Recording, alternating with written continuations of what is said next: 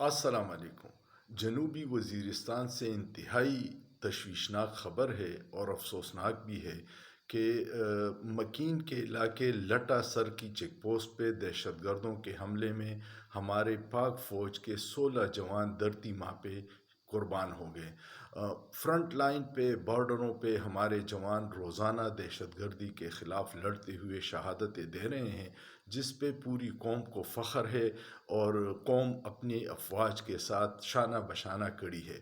لیکن افسوس یہ ہے کہ دوسری طرف ہمارے جو فیصلہ ساز ہیں ان کی توجہ سیاست اور سیاسی لوگوں کے خلاف ہے، اور یہی ہماری بدقسمتی ہے کہ جو توجہ پوری دہشت گردی کے خلاف ختم کرنے پہ لگانی چاہیے تھی، وہ توجہ سیاسی معاملات میں ہے، جس کا نقصان ریاست کو ہو رہا ہے۔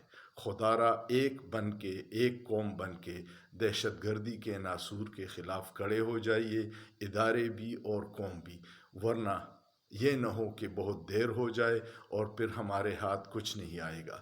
جب تک ہر ادارہ اپنے ڈومین میں کام نہیں کرے گا جو اس کی ذمہ داری ہے، اس وقت تک پاکستان کا آگے بڑھنا مجھے تو ناممکن لگ رہا ہے۔ آپ کا کیا خیال ہے؟ سوچئے، سوچنا جرم نہیں ہے۔